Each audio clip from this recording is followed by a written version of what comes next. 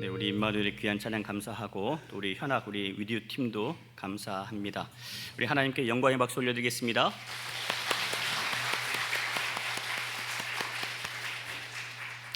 할렐루야. 오늘 말씀 제목은 열매를 보면 압니다. 두 번째 시간입니다. 마태복음 7장에서도 같은 제목으로 설교를 했었어요. 오늘 다시 한번 하나님께서 열매를 우리에게 원하고 계시는데 어떤 열매를 맺어가면 좋을지 말씀을 통해서 함께 찾아갈 수 있기를 바랍니다. 저는 꽃을 참 좋아합니다.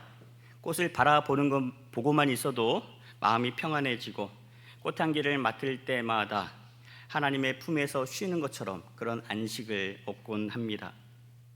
지난 1년 동안 제주 곳곳에 만개하는 꽃들을 봤어요. 봄에는 유채꽃부터 귤꽃이 가득했고요. 여름에는 수국이 피고 가을에는 핑크뮬리부터 그리고 억새까지, 그리고 겨울에는 동백꽃이 활짝 피는 것을 보았습니다. 사시사철 하나님이 곁에 계시다는 것을 몸소 경험할 수 있었고, 하나님이 허락해 주시는 그런 은혜 가운데 감사하며 여기까지 달려왔습니다. 이렇게 꽃을 좋아하는데도 구별하기 어려운 꽃이 있더라고요. 예를 들자면 그림 하나 띄워주시겠습니까? 사과꽃과 백꽃인데 여러분 어떤 것이 사과꽃이고 어떤 것이 백꽃인지 아시겠어요? 네, 사과를 재배하신 분들은 아실 겁니다. 배를 재배하신 분들은 아실 거예요. 그러나 그렇지 않은 분들은 아리송할 겁니다. 왼쪽에 있는 것이 사과꽃이고요, 오른쪽에 있는 것이 백꽃입니다. 우리가 사진에서 본 것처럼 꽃잎도 5장 똑같아요. 그리고 똑같이 흰색을 띠고 있어서 구분이 잘 가지 않습니다. 그러나 때가 되면 저절로 알게 돼요. 왜 그래요? 오늘 말씀 제목처럼 열매를 보면 알 수 있기에 그렇습니다. 예수님께서 말씀하세요. 사람의 입술에서 나오는 말을 보면 이 사람이 어떤 사람인지 알 수 있다라고 말씀합니다. 여러분 스스로 돌아보십시오. 여러분은 좋은 사람입니까? 아니면 나쁜 사람입니까? 혹은 좋은 사람인 척 그렇게 하고 계시진 않으십니까? 바라기는 오늘 말씀을 통해서 여러분의 입술에서 의의 열매, 성령의 열매가 가득 맺힐 수 있기를 축원합니다. 예수님께서 오늘 이 말씀을 하신 이유가 있어요. 바로 앞에 있었던 사건 때문이죠. 예수님께서 귀신 들려서 말하지 못하던 사람을 고쳐주셨을 때 바리새인들은 예수님이 하신 이 일을 귀신의 힘에 의해서 한 것이다, 바알세불의 능력 때문이다 라고 얘기를 했습니다. 성령의 역사를 귀신의 농간으로, 사탄의 역사로 둔갑시킨 것이죠. 그러자 예수님께서 분명하게 말씀하셨어요. 귀신이 무엇 때문에 귀신을 쫓아내겠느냐? 그래서는 귀신의 나라가 설 수 없다. 오늘 귀신이 물러간 것은 성령께서 역사하신 것 때문이고 성령께서 일하신 그곳에 하나님의 나라가 임했다라고 말씀을 하셨습니다. 그러면서 경고하셨죠. 너희의 죄, 십자가의 은혜로 용서받을 수 있지만 성령을 거스르고 성령을 회방하는 죄만큼은 용서받을 수 없느니라. 그러니 어떠한 경우에라도 성령을 거스르는 죄만큼은 지어서는 안 된다라고 말씀을 하셨습니다. 그런데 여러분, 이미 우리가 성령을 거스르는 죄를 지었다 한다면 어떻게 하면 좋을까요? 오늘 말씀을 통해서 하나님께 돌이킬 수 없는 죄를 지었다고 여러분 고백하실 수 있기를 바랍니다. 그리고 자비를 구하십시오. 그러면 간절한 마음으로 용서를 구하는 자에게 회복의 은혜를 허락해 주실 줄로 믿습니다. 왜냐하면 우리 하나님은 사랑의 하나님이시고 우리가 잘못을 깨닫고 지금이라도 하나님께 돌아오는 것을 그 무엇보다 귀하게 여기시기 때문에 그렇습니다. 그렇게 하나님 앞에 서서 은혜를 구하고 자비를 구하고 죄사함의 은혜를 누리고 하나님 행하신 그 일을 마음껏 찬양할 수 있는 저와 여러분 될 수 있기를 주님의 이름으로 축원합니다. 예수님은 오늘 열매로 나무를 안다고 말씀을 하시죠. 여기 나오는 나무는 사람을 빗대어서 하신 표현입니다. 모름지기 사람은 하나님의 형상대로 지어졌기 때문에 모두 깨끗합니다. 선합니다. 자체로 흠이 없죠. 완벽하죠. 그래서 하나님이 지으시고 보시기에 말씀하셨어요. 심히 좋았다. 그런데 죄가 들어오면서 어긋나기 시작합니다. 나쁜 열매를 맺게 되었습니다. 이게 죄에 대한 성경의 견해이죠. 그러나 바리새인들의 생각은 달랐어요. 우리는 율법을 잘 지키고 있기 때문에 문제 없다라고 여겼습니다. 우리가 바로 의의 기준이다라고 확신을 했어요. 이러한 잘못된 확신이 교만한 마음이 되었고, 이 교만한 마음이 생명의 주로 오신 예수님을 부인하게 만들었고, 성령을 거스르는 죄를 그렇게 범하고 말았습니다. 성경은 말씀합니다. 교만을 일만하게 뿌리라고 얘기하고 있죠. 예수님께서 교만한 자들에게 말씀하세요. 열매를 보면 아느니라. 너희가 굳이 변호하거나 증명할 필요 없다고 말씀합니다. 너희가 좋은 나무라면 좋은 열매를 맺을 것이고, 너희가 나쁜 나무라면 나쁜 열매를 맺게 될 것이다. 이것은 하나님께서 정하신 창조 질서입니다. 옛말에 이런 말이 있어요. 될성 부른 나무는 떡잎만 봐도 안다. 딱 보면 아는 거죠. 경험에서 비롯된 말입니다. 그러나 성경의 가르침은 그렇지 않습니다.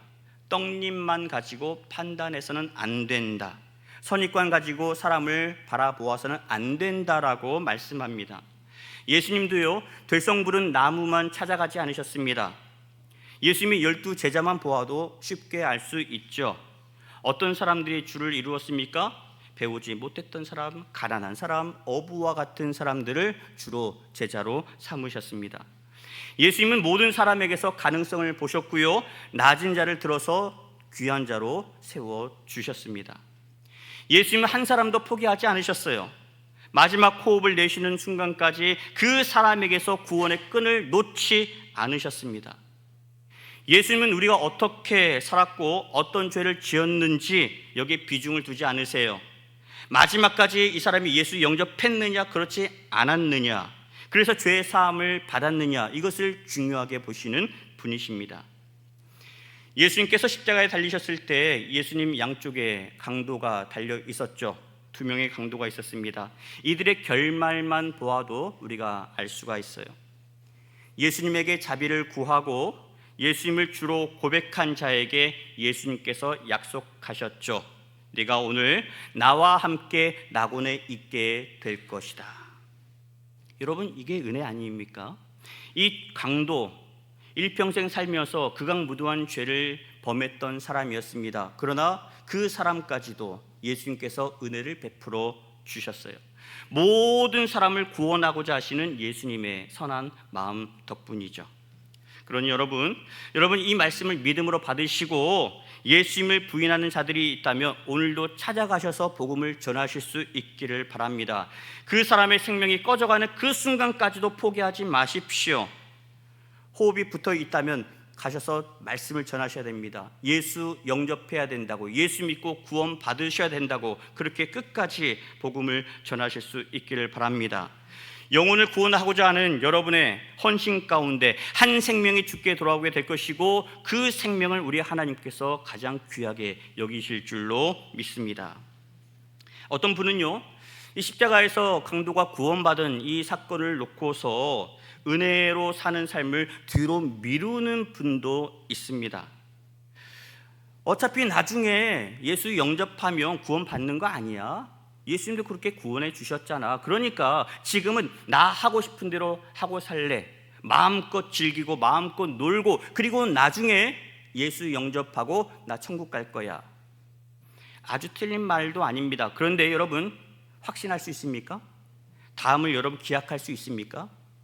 여러분, 이 생각 정말 위험한 생각입니다. 우리는 오늘 이후에, 지금 이 순간 다음의 생각을 우리는 가늠할 수가 없기 때문에 그런 거죠. 또 하나의 이유가 있어요. 여러분, 우리가 이 세상 살면서 세상의 쾌락을 즐기는 것, 이것도 기쁨이 될 수 있습니다. 즐거움이 될 수 있어요. 그러나 세상에 주는 기쁨보다 예수 안에서 누릴 수 있는 기쁨이 더 큰 기쁨인 줄로 믿습니다. 예수님과 동행하는 삶이 얼마나 귀한지를 안다면 우리는 세상의 즐거움으로부터 자유할 수 있을 겁니다. 여러분, 사도 바울이 그랬잖아요.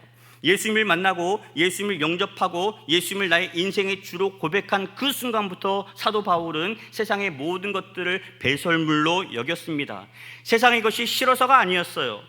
세상보다 더 귀한, 가장 귀한 예수님을 모셨기 때문이죠. 여러분 앞에 주먹만한 금덩어리 있다라고 생각해 보십시오. 그리고 여러분이 먹고 싶어하는 좋아하는 음식이 쫙 차려져 있습니다. 여러분, 어느 것에 먼저 손을 가져다 대시겠습니까? 앞에 금덩어리가 있어요. 그리고 앞에는 내가 좋아하는 음식들이 있습니다. 여러분, 뭐부터 손을 내미시겠어요? 뭐니 해도 금이죠. 네. 여러분, 왜 금덩어리에 손을 내미세요? 금이 귀하니까. 금의 가치가 있기 때문에 아무리 배가 고파도 금덩어리부터 여러분 주실 겁니다. 마찬가지예요. 여러분, 세상이 주는 기쁨보다 하나님이 주시는 기쁨이 더 귀하다는 것을 안다면 세상의 기쁨 내려놓을 수 있습니다. 이걸 우리가 고백한다면 어떤 어려움이 있더라도 예수님과 함께 동행하게 될 겁니다. 예수님과 동행하는 그 삶이 가장 귀하다는 것을 알기 때문에 그런 거죠. 여러분 모두가 예배를 통해서, 말씀을 통해서 예수님과 함께하는 행복한 동행이 있기를 예수님의 이름으로 간절히 축원합니다.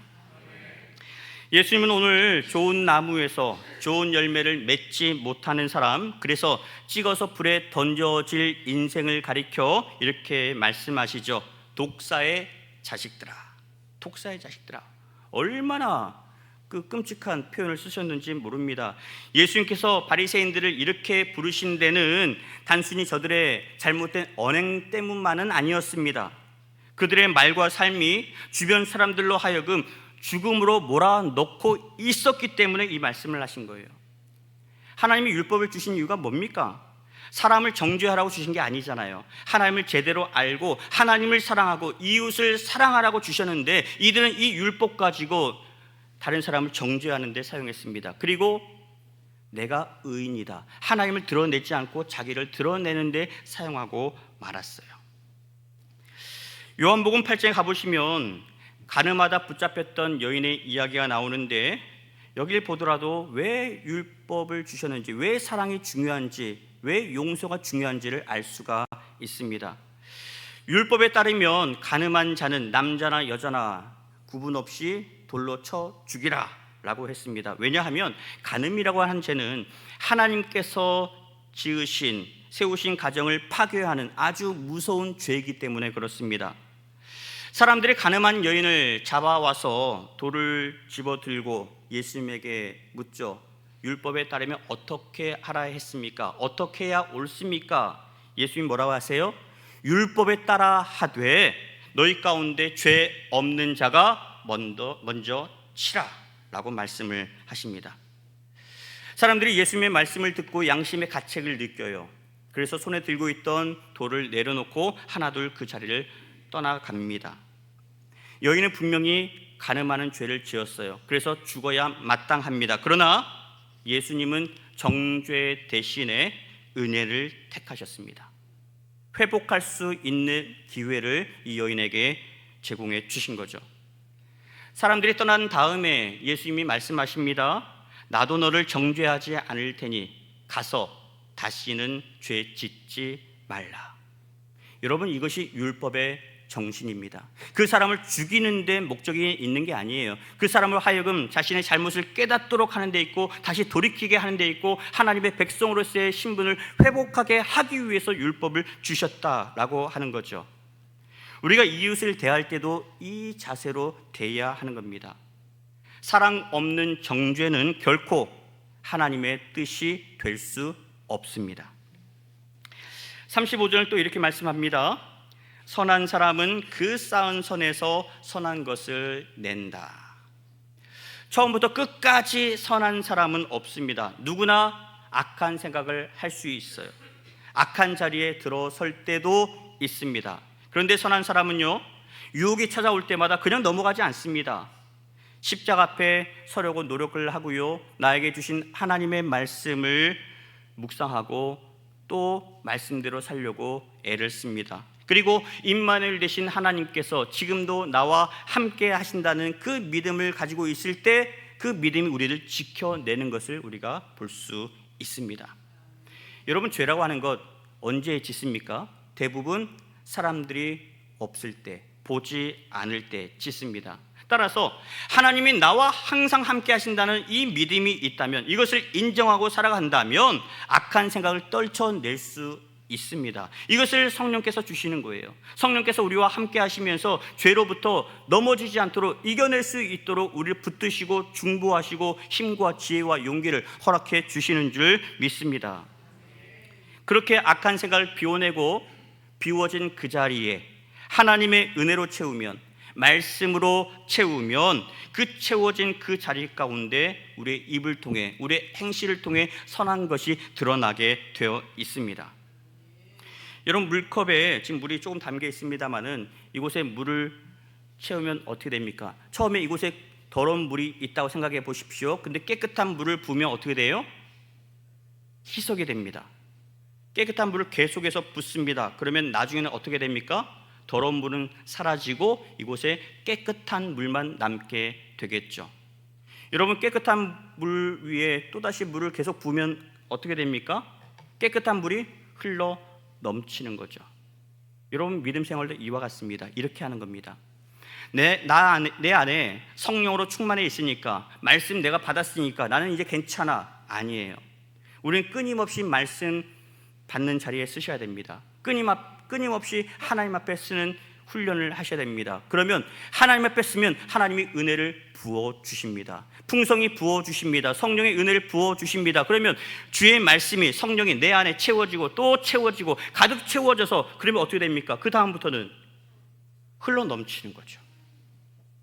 말씀으로 채워진 내가 또다시 부어주시는 성령의 은혜가 여러분을 통하여서 여러분의 가정으로 흘러가게 되는 것이고, 여러분의 일터로 흘러가게 되는 것이고, 여러분을 만나는 많은 사람들에게 성령의 역사가 넘쳐가게 되는 겁니다. 그렇게 하나님의 나라가 확장돼 가는 거예요. 이 믿음으로 사는 사람이 지혜로운 사람이고 하나님 보시기에 합한 사람인 거죠. 그래서 예배 때마다 선포하는 거 아니겠습니까? 예수님과 함께하는, 제대로 해볼까요? 예수님과 함께하는, 이걸 외치는 거예요. 우리가 이 믿음으로 고백하고 선포할 때 악한 생각이 떠나갈 줄로 믿습니다. 그 순간 우리는 예수님과 행복한 동행을 해갈 수 있는 거예요. 여러분 모두가 이런 은혜 가운데 승리할 수 있기를 축원합니다. 다음으로 35절 하반절입니다. 악한 사람은 그 쌓은 악에서 악한 것을 내느니라. 악한 것을 내는 사람을 악한 사람이라고 말씀하고 있어요. 악한 말 여러 가지가 있죠. 어떤 게 있을까요? 욕하는 말도 물론 악한 말이죠. 그리고 시기하는 말, 질투하는 말, 불평하는 말, 이간질하는 말, 이 모든 말들이 다 악한 말들입니다. 여러분, 이런 말들이 주로 언제 입에서 나오던가요? 화가 났을 때. 평소에는 우리도 자제할 수 있습니다. 입을 단속할 수 있어요. 근데 주체할 수 없을 정도로 화가 나면 어때요? 머리 꼭지까지 화가 채워져 있어요. 그러면 어떻습니까? 살짝 건드리기만 해도 그냥 터져 나오는 거예요. 막 쏟아져 나오는 겁니다. 화가 났을 때, 그리고 내 이익을 구하려고 할 때, 그때 이런 말들이 나오게 되어 있어요. 근데 보십시오. 그렇게 순간적으로 악한 말을 쏟아놓고 나면 돌아서서 어떻던가요? 마음이 편하십니까? 후회가 밀려옵니다. 그래도 우리는 예수 믿는 사람들이에요. 악한 말을 하지 말아야지 늘 의식적으로 애쓰는 사람들입니다. 근데 나도 주체하지 못하는 순간이 있는데, 그때 그런 험한 말을 쏟아놓고 나면 돌아서서 여지없이 후회하게 되어 있어요. 여기서 문제점, 한번 내뱉은 말은 주워 담을 수 없다라고 하는 점이에요. 그래서 말이 무서운 겁니다. 그런 우리에게 주신 말씀이 있어요. 데살로니가 전서 5장 16절에서 18절 같이 고백하겠습니다. 항상 기뻐하라, 쉬지 말고 기도하라, 범사에 감사하라. 이것이 그리스도 예수 안에서 너희를 향하신 하나님의 뜻이니라. 아멘. 예수님께서 주신 은혜로 살아갈 때 우리는 항상 기뻐할 수 있습니다. 그러면 내 안에서 솟구치는 분노를 조절할 수가 있어요. 쉬지 않고 기도할 때 우리는 원수까지도 사랑할 수 있는 용기가 생깁니다. 모든 일에 감사하며 살아갈 때 악한 생각이 우리 안에 틈탈 수 없게 되는 거예요. 감사하는 마음으로 인해서 불평하는 틈이 없어지기 때문에 그렇습니다. 사탄도 이 점을 잘 알아요. 그래서 어떻게 해서든지 우리로 하여금 기뻐하지 못하도록 만들 것이고요, 기도하지 못하게 만들 것이고요, 감사하지 못하게 만들 겁니다. 우리가 예수님과 동행할 때는 넘어뜨릴 수 없다는 것을 잘 알고 있기 때문에 어떻게 하지 못해요. 그러나 우리로 하여금 예수님과 어떻게 하면 떨어뜨릴까, 이 궁리를 사탄은 하고 있는 거죠. 어려운 문제를 주어서 예수님에게서 멀어지게 하고요, 그리고 낙심하게 해서 어려운 시험을 주어서 우리로 하여금 하나님 어디 계시느냐 불평하게 만듭니다. 그러면서 우리 안에 작은 일로 짜증나게 하고요, 불평하게 하고요, 분노를 조절하지 못하게 해서요, 화를 내뿜게 하고요, 악한 말을 쏟아놓게 만듭니다. 그렇게 서로에게 상처를 주고 예수님에게서 멀어지게 합니다. 약점에서 비롯된 부분이죠. 여러분, 사도 바울에게도요, 몸에 가시와 같은 약점이 있다는 거 아시죠? 질병이 있었습니다. 그 질병이 너무나 괴로웠어요. 그래서 하나님 앞에 기도하죠. 하나님, 이 문제만 해결해 주시면 제가 더 힘있게 복음을 전할 수 있을 것 같습니다. 늘 이 질병이, 이 가시와 같은 이 질병이 저를 괴롭힙니다. 발목을 잡습니다. 그때 하나님이 뭐라고 말씀하세요? 고린도후서 12장 9절 말씀입니다. 같이 읽어볼게요. 나에게 이르시기를 내 은혜가 내게 족하도다. 이는 내 능력이 약한 데서 온전하여 짐이라 하신지라. 그러므로 도리어 크게 기뻐함으로 나의 여러 약한 것들에 대하여 자랑하리니 이는 그리스도의 능력이 내게 머물게 하려 함이라. 아멘. 이어서 10절에 이렇게 얘기합니다. 내가 약한 그때에 강함이라. 바울은 약점을 하나님을 경험하는, 은혜를 경험하는 접점으로 삼았습니다. 여러분 어떠십니까? 여러분에게도 약점이 있을 거예요. 여러분에게도 힘들어하는 그런 컴플렉스가 있을 겁니다. 그 누구에게도 얘기할 수 없는, 감추고 싶은 그런 일들이 있을 겁니다. 그런데 하나님은 그 지점을 이용하라고 말씀하세요. 약한 그곳에 내가 임하겠다. 연약한 그 자리에, 네가 시인하는 그 자리에 내가 너를 도울 것이고 너를 일으킬 것이고 너를 통해서 내가 역사하리라 라고 말씀하고 있습니다. 그래서 바울이 얘기한 거잖아요. 약한 그때 내가 오히려 강해졌다. 사랑하는 여러분, 사탄이 틈타기 쉬운 그 약한 그곳에 그리스도의 은혜로 채우시길 바랍니다. 예수님의 말씀으로 채우시기를 바랍니다. 성령으로 채우셔서 그 약점이 이제는 사탄이 노릴 수 없는 강점으로 여러분 바꾸실 수 있기를 바랍니다. 그러면 우리는 이길 수 있습니다. 36절입니다. 내가 너희에게 이르노니 사람이 무슨 무익한 말을 하든지 심판날에 이에 대하여 신문을 받으리니. 예수님께서 바리새인에게 그리고 오늘 우리에게 주시는 경고의 말씀입니다. 우리가 하나님 앞에 서게 되면 우리가 어떤 의도 없이, 별다른 그런 생각 없이 던졌던 말들이 있을 겁니다. 그 말씀들을 놓고 그 말들까지도 하나님께서 신문하실 거다라고 말씀하세요. 하나님, 그거 농담이었는데요, 하나님은 우리가 농담까지도 기억하시고 책임을 물으신다는 거예요. 왜요? 무심코 내뱉은 그 말에 힘이 있기 때문에 그렇습니다. 그 말에 상처받는 사람이 있기 때문에 그렇습니다. 연못에 무심코 던졌던 돌멩이에 개구리가 얻어맞아 죽는다는 말 있지 않습니까? 그런 것처럼 내가 무심코 내뱉었던 그 말이 다른 사람에게 상처가 될 수 있고 빗으로 다가와서 꽂힐 수 있기 때문에 그렇습니다. 그래서 입술을 지키라, 말씀을 하고 있는 거예요. 입술에 파수꾼을 두어서라도 입술을 지켜야 한다고 말씀하고 있습니다. 그동안 말의 힘을 대수롭지 않게 여겨왔다면, 그래서 너무나 쉽게 무책임하게 말해왔다면, 나 때문에 그래서 주변 사람들이 힘들어하고 있다면, 오늘 말씀을 통해서 여러분의 입술의 언어가 바뀌기를 축원합니다. 마지막 37절 보겠습니다. 오늘 말씀의 결론이에요. 내 말로 의롭다 함을 받고 내 말로 정죄함을 받으리라. 우리가 의롭게 되는 것, 의롭다고 칭함을 받는 것, 우리의 노력 때문이 아니라는 것 잘 아실 겁니다. 로마서 3장 24절 말씀처럼 그리스도 예수 안에 있는 성령으로 말미암아 하나님의 은혜로 값없이 의롭다 하심을 우리는 얻었습니다. 로마서 3장 28절을 또 이렇게 말씀합니다. 사람이 의롭다 하심을 얻는 것은 율법의 행위에 있지 않고 믿음으로 되는 줄 우리가 인정하노라. 구원의 은혜를 입었다면, 예수님과 동행한다면 우리도 성령의 열매를 맺어야 옳습니다. 우리 입에서 나오는 언어 역시 순화되어야 되고요, 생명을 살려내는 언어가 나와야 옳습니다. 어떤 말들이 나와야 됩니까? 어떤 열매를 맺어야 됩니까? 갈라디아서 5장 22절 23절입니다. 오직 성령의 열매는 사랑과 희락과 화평과 오래 참음과 자비와 양선과 충성과 온유와 절제이니 이 같은 것을 금지할 법이 없느니라. 아멘. 우리가 아무리 열심히 믿음 생활을 하더라도 잘못된 말 때문에 상대방을 힘들게 하고 있다면 그것은 올바른 믿음 생활이 될 수 없습니다. 오늘 말씀에 따르면 우리 입에서 나오는 말로 인해서 우리는요, 의인이 될 수도 있고요, 죄인이 될 수도 있습니다. 결국 말이라고 하는 것은 우리 믿음의 방향을 결정짓는다는 거예요. 성령을 사모하고 성령 안에 거하고 있다면 성령의 언어가 선포될 수 있도록 애쓰시기를 바랍니다.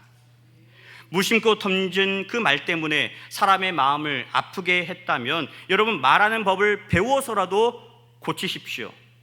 어떤 분이 이렇게 얘기합니다. 목사님, 저는요 원래 이래요. 저 평생 이렇게 살아와서 이거 안 고쳐져요. 아니요, 주 안에서 원래는 없습니다. 왜냐하면 우리는 예수 안에서 날마다 거룩한 존재로 빚어져 가고 있기 때문에 그렇습니다. 여러분 스스로 한정 짓지 마십시오. 나는 바뀌지 않는다, 그렇게 결정 짓지 마십시오. 모든 사람은 바뀝니다. 주 안에서 회복됩니다. 고쳐집니다. 사랑하는 여러분, 오늘 예수님 말씀으로 말미암아 우리 안에 있는 삐뚤어져 있는 생각을 바로잡고 죄의 자리에서 생명의 자리로 돌아설 수 있기를 축원합니다. 쑥스럽다는 이유로 주저하지 마시고요, 나중에 기회가 있겠지 하면서 미루지 마십시오. 오늘 말씀을 받았으니 오늘 여러분 믿음으로 적용하고 선포하십시오. 하나님, 우리 입술에서 살리는 말이 나오게 해 주십시오. 하나님, 우리 발걸음을 통해서 복음이 전해지게 해 주십시오. 그렇게 해서 나를 통해 하나님의 나라가 확장되게 하나님 저를 들어서 주십시오. 말씀 앞에 믿음으로 결단하는 여러분의 입술에서 진실한 말, 생명을 살리는 말이 선포될 때 여러분의 삶 가운데 성령의 열매가 주렁주렁 맺히게 될 것이고, 그 열매로 맺어가는 우리의 삶을 바라보고 세상이 하나님을 경험하게 될 줄로 믿습니다.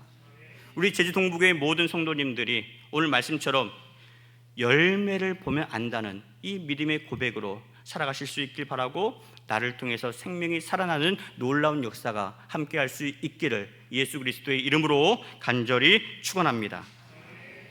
함께 찬양하겠습니다. 괴로울 때 주님의 얼굴을 보라. 눈을 들어 너의 염려 주께 맡겨라. 주를 보라. 함께 찬양하겠습니다.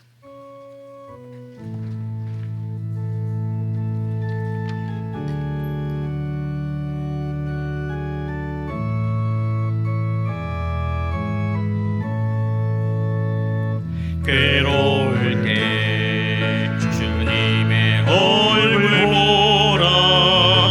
평화의 주님 바라보아라. 세상에서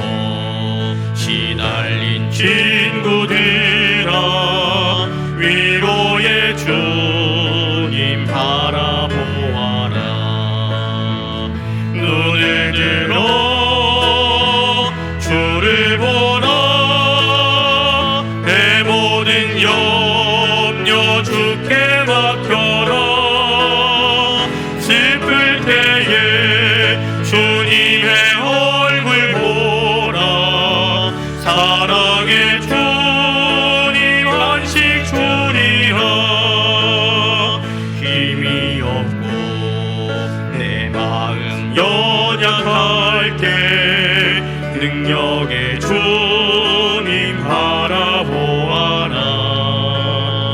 주의 이름 부르는 모든 자를 힘주시고 늘 지켜주시. 이란 찬양하실까요?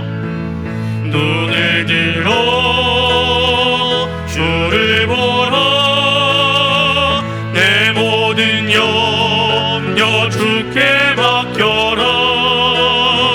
슬플 때에 주님의 얼굴 보라. 사랑의 주님 안식 주리라. 눈을 들어 주를 보라. 눈을 들어 주를 보라. 내 모든 염려 주께 맡겨라. 슬플 때에 주님의 얼굴 보라. 사랑의 주님 안식 주리라. 하나님 감사합니다. 오늘 말씀을 따라 외로울 때 주를 바라보고 슬플 때 주를 찬양할 수 있는 저희들 되게 하여 주시옵소서. 열매로 우리를 어떤 사람인지 안다라고 말씀하신 것처럼 하나님, 오늘 우리 입술의 열매 가운데 이제는 악의 열매가 쏟아지지 않게 하여 주시고 하나님 주신 은혜의 말씀으로 채워서 성령으로 채워서 예수님과 동행함으로 말미암아 하나님의 거룩한 영광을 드러낼 수 있는 선한 열매, 의의 열매, 성령의 열매를 맺어가는 하나님의 거룩한 백성 되게 하여 주시옵소서. 믿음으로 살아가는 우리로 인하여서 가정이 회복되게 하여 주시고 우리 성도가 바뀌게 하여 주시고 일터가 회복되게 하여 주시고 하나님의 나라가 나를 통해서 펼쳐질 수 있도록 사용하여 주시옵소서. 감사드리고 예수님의 이름으로 기도합니다. 아멘. 비전 선포하겠습니다. 예수님과 함께하는, 예수님과 함께하는, 예수님과 함께하는, 이제는 우리 구주 예수 그리스도의 은혜와 아버지 하나님의 그 크신 사랑하심과 성령님의 인도하시고 돌보시는 거룩하신 역사하심이 오늘 말씀 믿음으로 받고 입술의 열매 가운데 하나님의 의, 하나님의 사랑을 아름답게 선포하기로 다짐하는 주의 거룩한 백성들 머리 위에 이제로부터 영원 끝날까지 함께 계시옵기를 간절히 축원하옵나이다. 아멘.